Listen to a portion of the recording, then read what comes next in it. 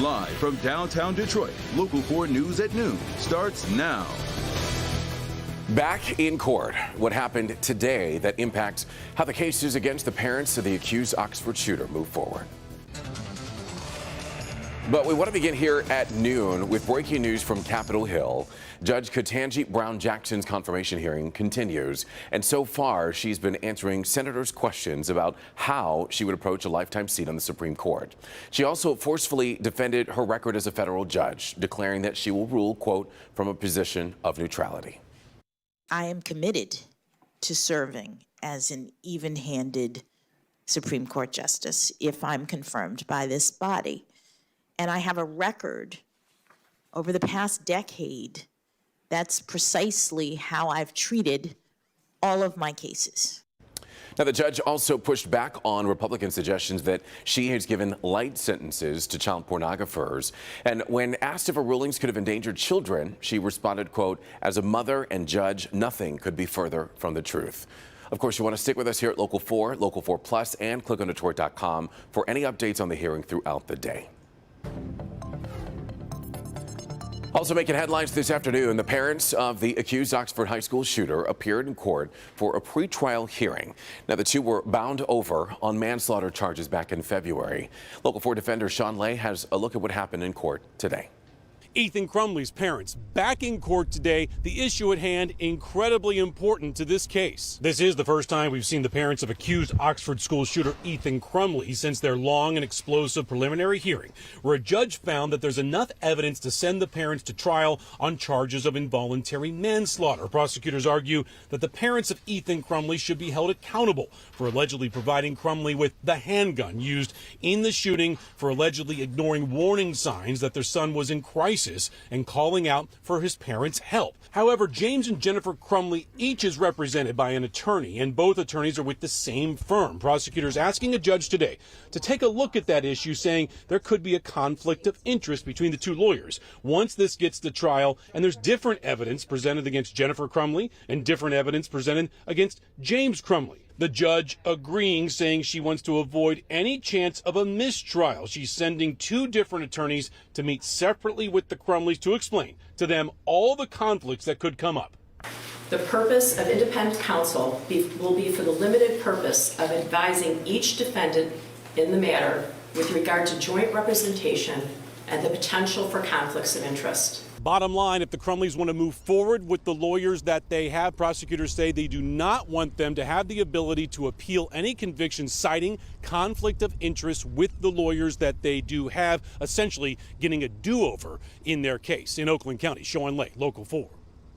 All right, Sean, thank you. Now we want to turn to the war in Ukraine. The country's president, Volodymyr Zelensky, is calling again for more sanctions on Russia from Western countries. At least 10 hospitals have been completely destroyed, and fighting continues around Kharkiv and Mariupol. Russian naval forces have started shelling the outskirts of Odessa as part of efforts to cut off Ukrainians from the Black Sea. In the meantime, President Biden warns Vladimir Putin's back is against the wall and fears that he might use chemical or biological weapons in Ukraine. Jake Gray has more on the fighting and the struggle for millions trying to get to safety there. A 10-story shopping mall and several homes in the center of Kyiv reduced to twisted metal and chunks of concrete. The mayor announcing a reinforced curfew through 7 tomorrow morning. In Kherson, hundreds of protesters running from gunfire and stun grenades after trying to block Russian military vehicles. The Kremlin's war plan continuing to take aim at civilian targets, with survivors rushing to get out. You stand here and see the sadness and of the people that are walking across, the little girls crying, the little boys crying, and then just holding their heads down. Scenes that play out over and over as John Zarlinski waits for relatives and friends along the Poland-Ukraine border. I'm trying to sponsor them to bring them on a visa back home, and or waiting to see if the government has some sort of program for the refugees. No one was waiting at the border for this 15-year-old who escaped Kyiv with a group of friends. Because my dad is invalid and they can't go to the Poland and other countries. Like so many who make the same journey, he can't help but think about those left behind. I don't worry about me, but something I worry about my family. And wonders when or if he'll see them again. Jay Gray, Local 4. And of course, you want to stick with us here at Local 4 and click on Detroit.com for continuing coverage of the war in Ukraine. We'll have new information as it comes into the Local 4 newsroom. So it's a special day for two brothers. They were finally released from prison for a crime that they did not commit. Melvin and George De Jesus were convicted in 1995 for the murder and rape of a Pontiac woman. Well, there's new evidence that was shown by the Attorney General's Conviction Integrity Unit that proved another man was responsible. In 2017, that man was convicted of first-degree murder in connection to a separate case and was sentenced to life in prison. You know, obviously we can't give George and Melvin the 25 years back that they wrongfully spent incarcerated. But the one thing we might be able to do is to learn from these exonerations and see what went wrong so that as prosecutors in the future, we don't make those mistakes again. The De Jesus cases mark the third and fourth wrongful convictions overturned through the Conviction Integrity Unit. You're going to hear from the brothers and what they have to say coming up on later editions of Local 4 News. Well, let's turn to the forecast now as we give you a live look outside through one of our sky cams here across Metro Detroit. Meteorologist Brandon Roos standing by with a look at what we can expect heading into the afternoon. Brandon? All right, thanks very much. We've been struggling temperature-wise. Started in the middle upper 30s early this morning, now only barely into the low 40s. In fact, Sandusky, Port Huron, still middle upper 30s. And there's a pretty steady wind out of the east, anywhere from, 7 to 17 miles an hour. So it feels 5 to 10 degrees cooler than those lower 40s. Dress for temps closer to freezing. We have storm tracker force sweeping the area, and as we look farther to the west and southwest, here comes some of that rain into parts of Lenawee County. It's slowly working its way our way, and through the afternoon we'll get scattered rain showers, only middle 40s, and a little bit of that breeze keeping it feeling colder. Heavier rain showers coming your way later tonight. How much to expect, and we're not done just tonight. We've got days of rain to plan for ahead.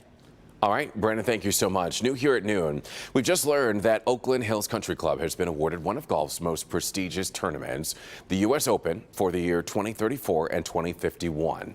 The United States Golf Association made that announcement today at the Detroit Athletic Club, or the Detroit Yacht Club, actually. Oakland Hills could not host the lunch following last month's fire, but the club has hosted 6 U.S. Opens. The last one was back in 1996. Well, right now, White House officials are saying that the U.S. lacks the funds to buy a potential 4th coronavirus vaccine dose for all Americans.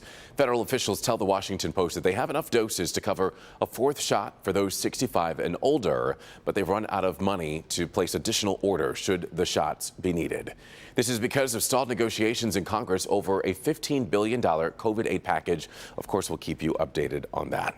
All right, so to come here on Local 4 News at noon, the Deep South is currently on high alert after severe weather ripped through the region on Monday. We've got a report from Texas coming up after the break. But first, let's check in with Paula Tubman.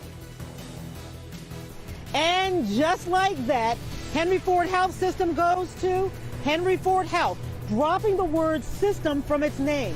We're told this is more than just a name change and a new logo, but an entire pivot in the way services are provided to the community after hard lessons learned from COVID. Today at 4, I will have an exclusive interview with the guy at the top as well as a guy at the bottom who is the epitome in the way they will move forward in the way they serve their public.